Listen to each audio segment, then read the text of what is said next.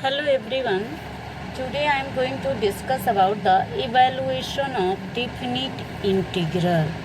Evaluation of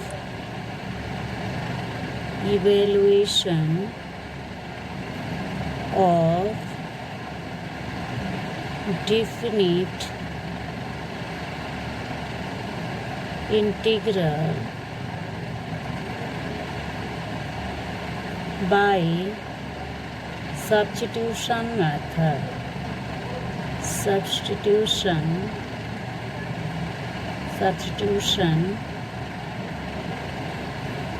method.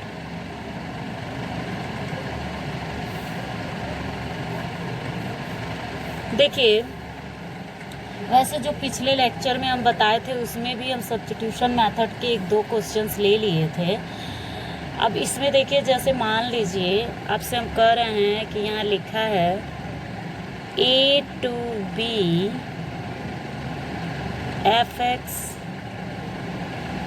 dx, ठीक है, ये करना है। अब मान लीजिए हम सपोज कर ले रहे हैं let x is equal to t, तो आपको बताया गया होगा यहाँ से dx निकाल लेते हैं तो क्या बन जाएगा dt। dx is equal to क्या हो गया dt।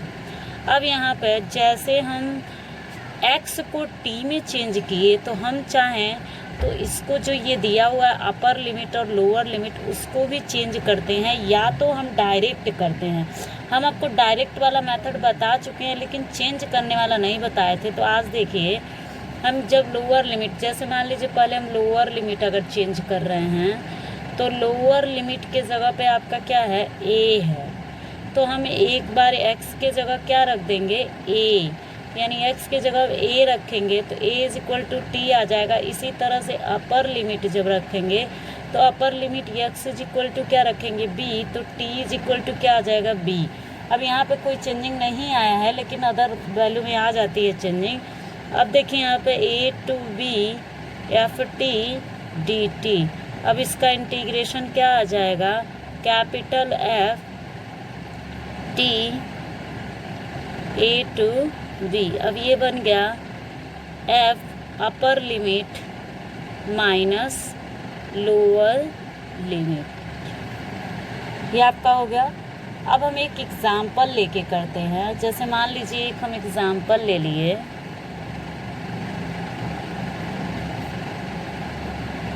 Evaluate 5x to the power 4 under root x to the power 5 plus 1 x to the power 5 plus 1 dx, और इसका रेंज दिया है -1 to 1। अब इसको हम 2 मेथड से करते हैं। एक पहला डायरेक्ट मतलब जैसे देखिए, आपको पता है कि अगर हम इसको i इज इक्वल टू ऐसे लिख रहे हैं -1 to 1 5x to the power 4 under root x to the power 5 plus 1 dx, तो ये डायरेक्ट तो इंटीग्रेशन का फॉर्म है नहीं, क्योंकि डायरेक्ट इसका कोई फॉर्मेट नहीं होता है। आपको यहाँ दिख रहा होगा, अगर हम इसको t सपोज कर ले तो ये चीज़ हमारा आ जाएगा, क्योंकि x टू द पावर 5 का derivative 5x to the power 4 होता है। यानी पहले हम चेक कर लेते हैं कि इसको अगर हम सपोज करें तो ये चीज़ बनना चाहिए dx के साथ। तो अगर हम यहाँ पे ले लें कि let x to the power 5 plus 1 is equal to क्या t, तो यानी अब इसको हम डिफरेंशिएट करेंगे तो 5x टू द पावर 4 और 1 का डेरिवेटिव क्या हो जाएगा 0। अब dt अपॉन dx होगा, डायरेक्ट हम ds को इधर भेज दिए और यहाँ क्या बचा dt। अब यहाँ देखिए, जब हम ये लिखेंगे i इज इक्वल टू, तो इसके जो रेंज दिया हुआ है उसको हम नहीं लिखेंगे, क्योंकि हम इसको x को किस में कन्वर्ट कर दिए t में। हम डायरेक्ट ऐसे ही लिखेंगे। देखिए 5x to the power 4 dx के जगह पे क्या आ गया है dt, और इतने के जगह पर t हो गया है। अब हम रेंज को कब रखेंगे, सबसे लास्ट में, जब यक्स में कन्वर्ट कर देंगे, टी को जब यक्स में कन्वर्ट कर देंगे, अब देखिए यहाँ पे t to the power half लिख सकते हैं डी टी। अब आपको पता है कि x to the power n का इंटीग्रेशन क्या होता है, x to the power n plus one, यानी यहाँ हो जाएगा t to the power 1/2 plus one upon होता है एन प्लस वन, यानी 1/2 प्लस वन। अब यहाँ पे देखिए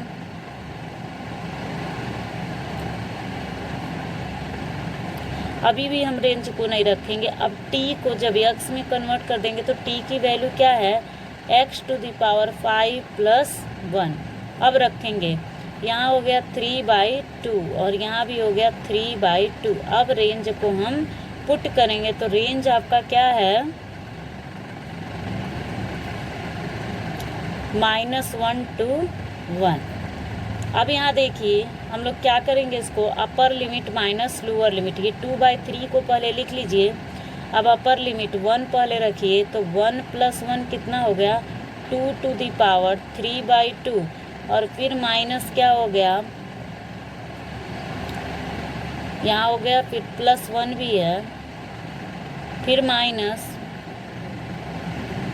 सॉरी यहाँ पे देखिए एक सेकेंड, ये देखिए 2/3, क्योंकि 3/2 को हम क्या लिख सकते हैं, 2/3। अब x के जगह पे जब 1 रखेंगे तो 1 यहाँ बना, 1 + 1 2 हो गया, सही लिखे थे, ध्यान नहीं दे, 2 टू दी पावर 3/2, फिर माइनस, अब -1 रखेंगे तो -1 + 1 क्या हो जाएगा, 0 हो जाएगा, यहाँ 0 ही बचा।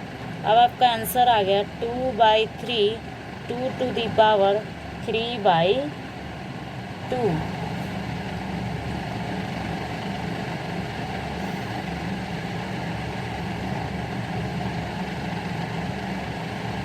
ये आपका आंसर हो जाएगा। आप इसको चाहें तो ऐसे भी लिख सकती हैं, 2/3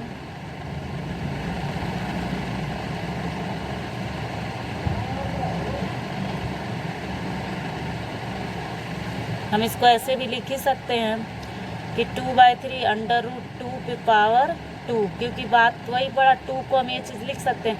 अब यहाँ 2 से 2 कैंसिल हो गया, अब ये बन गया 2/3 √2 पे पावर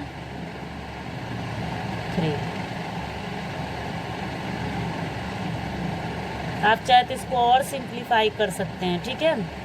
अब देखिए इसी चीज़ को अगर हम जैसे t सपोज किए वहीं पर रेंज भी चेंज कर दे, जैसे कि हम डिफिनीशंस में बताए हैं। जैसे मान लीजिए हम x = क्या सपोज किए, sorry x to the power 5 + 1 को क्या सपोज किए थे, t। अब लोअर लिमिट के लिए फॉर लोअर लिमिट, अब एक बार हम -1 जब रखेंगे तो -1 + 1 = t, यानी t की वैल्यू क्या आ गई, 0, यानी लोअर लिमिट आपका क्या आ गया, 0। अब इसी तरह से अपर लिमिट के लिए जब हम चेक करेंगे तो अपर लिमिट क्या है, 1 है, तो हम x के जगह पे क्या रखेंगे, 1 रखेंगे। अब क्या बन गया, 2 = क्या बन गया, t, यानी कि अपर लिमिट क्या आ गया, 2। अब हम डायरेक्ट जो ये पुट किए थे यहाँ पे, तो जो लिमिट नहीं लिख रहे थे वहाँ डायरेक्ट हम लिमिट लिख देंगे। लिमिट क्या लिखेंगे, 0 to 2 √t dt। देखिए यहाँ पे आपका ये 5x to the power 4 dx की जगह dt हो गया, और ये हम लोग t सपोज किए थे, या -1 के रखने पे क्या आया था, 0 आया था, और 1 रखने पे क्या आ गया था, 2 आ गया था। अब इसको आप इंटीग्रेट करिए, तो जब हम इंटीग्रेट करेंगे तो क्या आएगा इंटीग्रेट करने पे, अभी आप लोग देखे हैं, t to the power 3/2 upon 3/2 to the power 0 to 2। तो अब ये देखिए 2/3 बाहर आ गया, अब 2 to the power 3/2 minus 0 to the power 3/2, अब ये बन गया 2/3 2 टू दी पावर 3/2। देखिए जो ये आंसर आया था वही सेम आंसर यहाँ भी आ गया, तो इस तरीके से हम लोग इसको सॉल्व करेंगे। अब देखिए एक चीज़ और है, यहाँ भी 2 है, यहाँ भी 2 है। हम इसको और सिंप्लीफाई करना चाहें तब देखिए ये इनटू में पावर ऐड होता है, तो हम यहाँ पे जब लिखेंगे तो 1/3 हो गया, और 2 पे पावर 3/2 + 1, क्योंकि इनटू में पावर ऐड होता है, तो 1/3 और 2 टू दी पावर देखिए 4/2, और कट जाएगा तो 2 2 जा 4 हो गया। सॉरी, ये √2 आएगा ना यहाँ पे।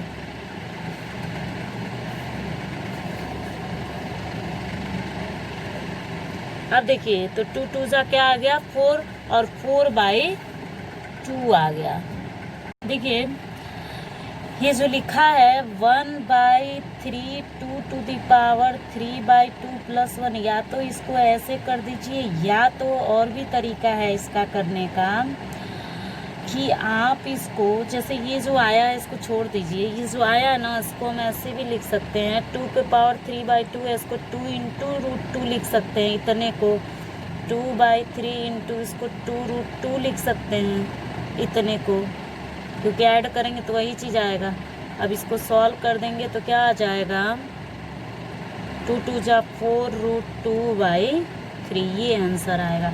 ऐसे ही यहाँ भी लिख सकते हैं 4 √2/3। तो आप इसको सिंप्लीफाई जितना ही करेंगे उस हिसाब से वैल्यू आ जाएगी। अब एक हम लोग एक्सरसाइज के क्वेश्चंस को देखते हैं। 7.10 का क्वेश्चन नंबर 2 है। Exercise 7.10 question number 2। ये देखिए दिया है 0 to π/2 √sin phi cos to the power 5 phi d phi। I is equal to, पहले हम लिख लेंगे 0 to π/2। अब देखिए अगर हम sin phi को सपोज करें तो cos आ जाएगा, लेकिन यहाँ पावर 5 दिया है। एक काम करते हैं, इसको हम ब्रेक कर लेते हैं sin phi, और फिर यहाँ लिख देते हैं cos to the power 4 phi into cos phi d phi, ये लिख सकते हैं। अब यहाँ देखिए I is equal to 0 to π/2 sin phi cos to the power 4 को हम लिख सकते हैं cos square phi whole square into cos phi d phi। अब देखिए फिर I is equal to 0 to π/2 sin phi को हम लोग क्या लिख सकते हैं, ऐसे ही रहने देंगे,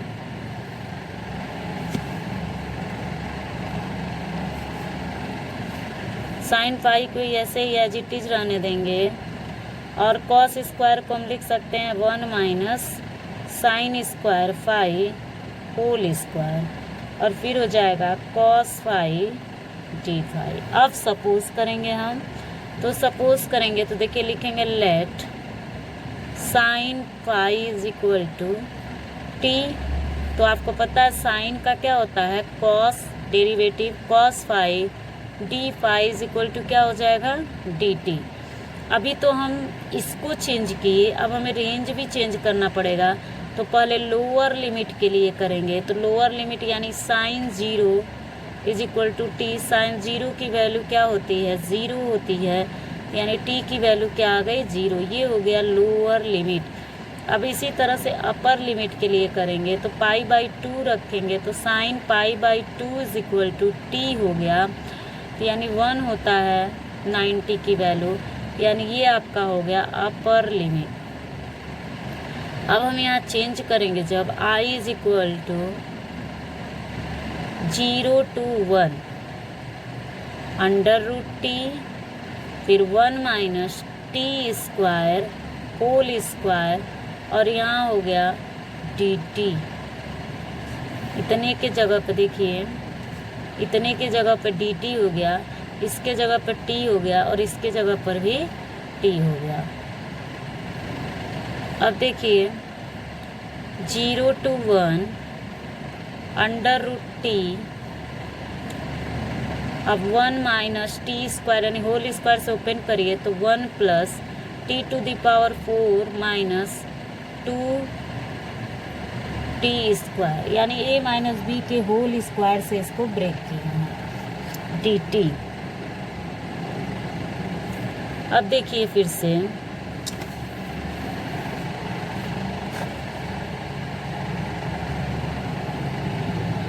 अब देखिए क्या हो जाएगा, 0 to 1 इसका अंदर मल्टीप्लाई करिए तो t to the power half plus t to the power 4 plus half minus 2t to the power 2 plus half. Under root t को हम लोग क्या लिख सकते हैं, t to the power half. ये बन गया dt। 0 to 1 t to the power half plus t to the power 4 to जा 8 8 1 9/2 minus 2t to the power 2 to जा 4 1 5/2 dt। अब इसको हम लोग इंटीग्रेट कर देंगे तो इंटीग्रेट करेंगे तो क्या आएगा, t to the power 1/2 plus 1 upon 1/2 plus 1, फिर plus t to the power 9/2 plus 1 upon 9/2 plus 1 minus 2t to the power 5/2 plus 1 upon 5/2 plus 1। Limit रख देंगे 0 to 1। ये हो गया। अब इसको हम लोग लिख सकते हैं t to the power 3/2 upon 3/2 plus t to the power 11/2 upon 11/2 minus 2t to the power 7/2 upon 7/2 0 to 1। अब हम लोग क्या रखेंगे, upper limit minus lower limit. अब देखिए पहले हम इसको लिखते हैं, उसके बाद क्या करेंगे, upper limit minus lower limit.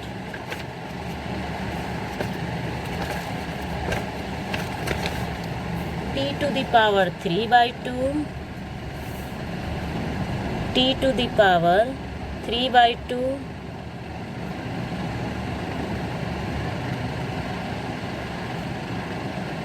सारे को सेपरेट करके भी हम लिमिट को रख सकते हैं। आप चाहे तो अलग अलग करके रखिए, चाहे एक में करके रखिए, ठीक। तो हम अलग अलग ही करके रख रहे हैं तो इससे कैलकुलेशन मिस्टेक नहीं आता है। अब देखिए हम सारे को सेपरेट कर ले रहे हैं। फिर क्या है, 11/2 यानी कि 2/11 t to the power 11/2 0 to 1। फिर उसके बाद है माइनस है 2 इंटू 7/2 को हम क्या लिख सकते हैं, 2/7 t to the power 7/2 0 to 1। अब हम रखेंगे upper limit minus lower limit, यानी कि 2 टू द पावर 1 1 पे पावर 3/2 तो क्या आएगा, 1 ही आएगा और माइनस 0। और यहाँ भी 2/11 यहाँ भी क्या हो जाएगा, 1 ही हो जाएगा। और यहाँ हो जाएगा 4/7 इंटू 1 ही हो जाएगा। अब हो गया 2/3 प्लस 2/11 माइनस 4/7। अब इसको सिंप्लीफाई कर देंगे, पहले प्लस प्लस को सॉल्व करते हैं तो 33 हो गया, 22 प्लस 6 माइनस 4/7। अब हो गया 28/33 माइनस 4/7।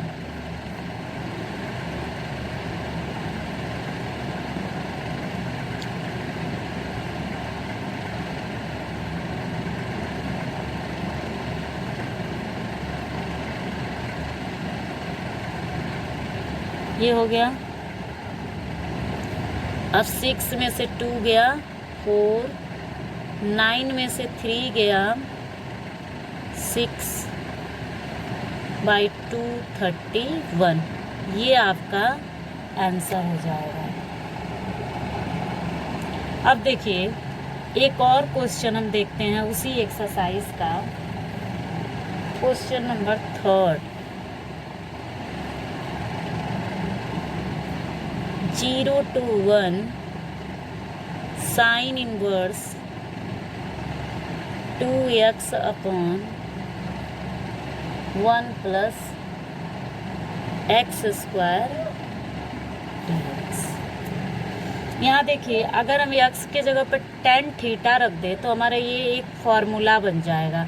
तो हम यहाँ सपोज करते हैं कि let x is equal to tan theta. तो यहाँ बन गया dx is equal to sec square theta d theta. अब हम लोग रेंज भी चेंज करते हैं, x के जगह पर 0 रखेंगे तो x is equal to 0 tan theta. 0 tan में किसकी वैल्यू होती है?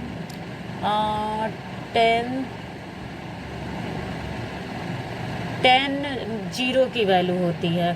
तो यानी थीटा इज इक्वल टू हो गया 0 डिग्री। 10 0 डिग्री की वैल्यू क्या होती है? 0 डिग्री। तो इसलिए हम थीटा इज इक्वल टू क्या लिख दें? ये हो गया आपका लोअर लिमिट। अब अपर लिमिट के लिए रखेंगे तो 1 इज इक्वल टू क्या हो गया? tan theta. तो 45 की वैल्यू होती है 1, तो यानी कि हो गया theta is equal to 45 degree यानी π/4।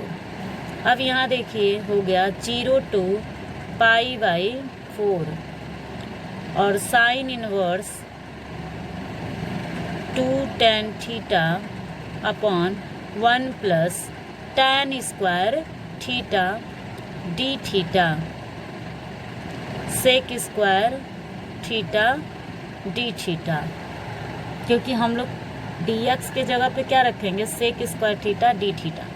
अब 0 to π/4 sine inverse 2 tan theta upon 1 plus tan square theta को हम क्या लिख सकते हैं? साइन 2 थीटा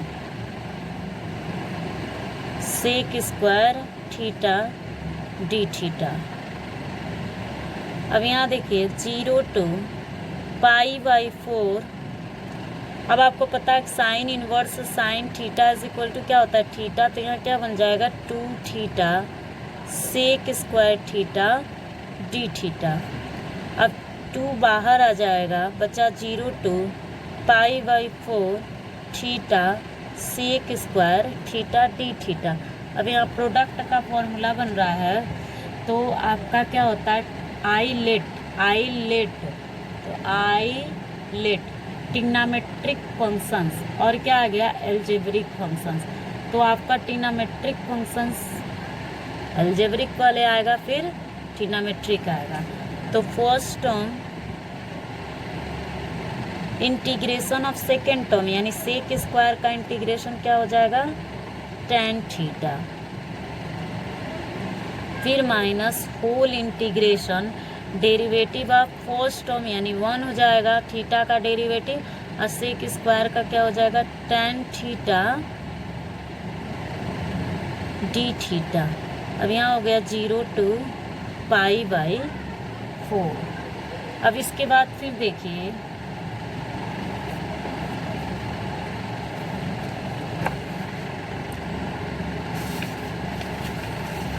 अब क्या हो जाएगा?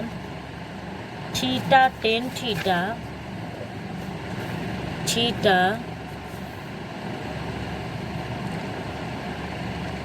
tan theta minus tan theta का इंटीग्रेशन क्या होता है? tan थीटा का इंटीग्रेशन होता है log सेक x यानी सेक थीटा हो जाएगा। आप कॉस भी लिख सकते हैं। अब उसके बाद देखिए लेकिन बस माइनस लगा देंगे। उसके बाद लॉग सेक थीटा हो जाएगा, फिर 0 to π/4 0 to π/4 4। देखिए अब अपर लिमिट माइनस लोअर लिमिट जब रखेंगे तो π/4 tan π/4 माइनस log sec π/4, फिर माइनस लोअर लिमिट, तो ये तो ज़ीरो हो जाएगा क्योंकि थीटा के जगह पर ज़ीरो रखेंगे तो ज़ीरो हो जाएगा, बचा माइनस log sec 0 डिग्री। अब यहाँ पे π/4 माइनस log sec π/4 की वैल्यू क्या होती है, log 1 हो जाएगी, क्योंकि यहाँ sec π/4 की वैल्यू क्या हो जाएगी, sec π/4 की वैल्यू 1/√2 होता है cos का, तो √2 हो जाएगा। फिर प्लस, अब ये log sec 0 यानी कि sec 0 की वैल्यू क्या हो जाएगी, 1 हो जाएगी। अब यहाँ पे देखिए, अब आप चाहें तो इसको सिंप्लीफाई कर दें, log 1 की वैल्यू तो 0 हो जाएगी। अब π/4 माइनस log √2, हम इसको ऐसे भी लिख सकते हैं, π/4 minus log 2 to the power half. अब ये बन गया π/4 माइनस हाफ log 2। अब हाफ कॉमन ले लें तो बचेगा π/2 माइनस log 2। ये आपका आंसर आएगा। देखिए क्वेश्चन में जो था, क्वेश्चन में क्या था, यहाँ देखिए, हाँ 2 भी, देखिए 2 तो छूट गया है, 2 भी तो है, 2 है बाहर, 2 भी है N2 में, और हम 2 को छोड़ दिए थे, यहाँ 2 भी देखिए बाहर प्रोडक्ट में आप लोग लिख लीजिएगा, हमसे 2 छूट गया है, तो 2 लिख देंगे जब यहाँ पे आ गया, तो इनटू करेंगे तो जो हाफ बाहर लिए हैं वो कैंसिल हो जाएगा। जैसे देखिए यहाँ पे 2 बाहर था तो 2 से 2 कैंसिल, यहाँ सब में बाहर 2 ऑलरेडी था, यहाँ बाहर हम 2 लिखना भूल गए थे,